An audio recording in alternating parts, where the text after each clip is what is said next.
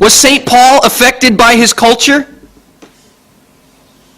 Certainly he was, as we are affected by our culture. But if we toss off what St. Paul is saying as simply a product of his chauvinistic culture, we miss altogether his evangelical genius. St. Paul is a genius of an evangelist. Why? Like any great evangelist, he is appealing to the language and the customs of his day, but then he is injecting that language, injecting those customs with the Christian mystery. See? Now, one of the most important principles of biblical exegesis is to read it in context. Ephesians 4 comes before Ephesians 5. Context. Let's take a brief look at Ephesians 4. Here St. Paul says, Christians must no longer live as the Gentiles do. The Gentiles are darkened in their understanding due to their hardness of heart. Remember the hardness of heart that Jesus spoke of? It is because of the hardness of your heart that Moses allows divorce. But in the beginning it was not so. Hardness of heart is that specific closure to the indwelling of the Holy Spirit. You must not live this way any longer. You must not live as the Gentiles do. They are darkened in their understanding because of the hardness of heart. So put off your old nature. Put off your old nature, which is corrupted through lust. Corrupted through lust. And be renewed in the spirit of your minds, putting on the new nature. How do we put on the new nature according to St. Paul? By opening our flesh to the indwelling of the Holy Spirit. Christ has come to pour out the Holy Spirit upon the earth once again. That Spirit that died in the human heart with the result of original sin is now breathed out upon us once again. Remember in the upper room, after the resurrection, Jesus breathed upon his apostles. He breathed the Holy Spirit upon them. We too receive that breath through the sacramental life. So we are to live this new spiritual life. St. Paul says at the beginning of Ephesians 5, do not get drunk on wine, but be filled with the Spirit. Be filled with the Spirit. Only when one is filled with the Spirit do we begin to understand Ephesians 5 through the lens of the Spirit, with the vision of the Spirit. And now St. Paul's teaching takes on its true meaning. The very first thing he says to spouses is submit to one another out of reverence for Christ. It is a mutual submission. Now, if you think St. Paul was only regurgitating what his culture taught, you have no idea how revolutionary this is. The idea of a mutual subjection? Unthinkable. St. Paul is a revolutionary. Submit to one another out of reverence for Christ. Do you know what reverence for Christ is in the language of the Holy Father? I quote, that reverence for Christ of which St. Paul speaks is none other than a spiritually mature form of the mutual attraction, man's attraction to woman and woman's attraction to man.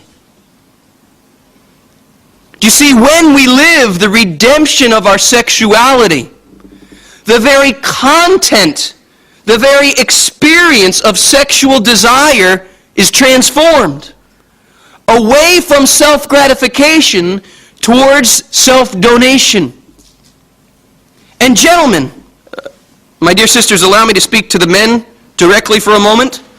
Gentlemen, when we come to experience this spiritually mature form of sexual attraction, when we see the beauty of a woman, we do not want to grasp at that woman. We do not want to use that woman to satisfy our own instinct. We want to genuflect. Because we see in this woman the Christian mystery revealed. We see in this woman the mystery of the church revealed. We see in this woman the eternal plan of God, that we are to be united with Christ and impregnated with divine life.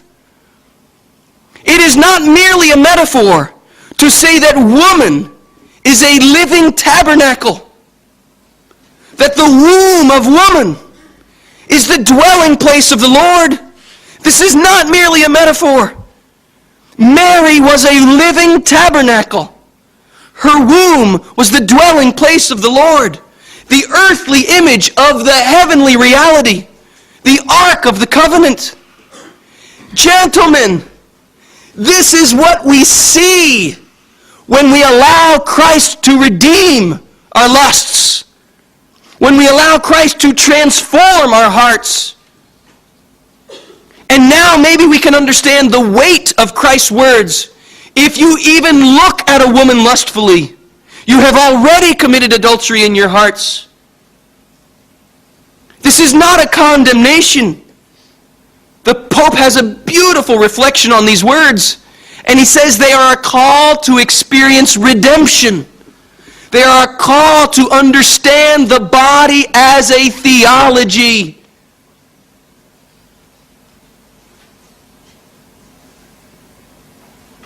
It is this that St. Paul is calling us to. Woman is a living tabernacle, the dwelling place of the Lord. And gentlemen, if you are called through the sacrament of marriage, in this sacrament, you have the privilege of entering the Holy of Holies. You have the privilege of entering the dwelling place of the Lord.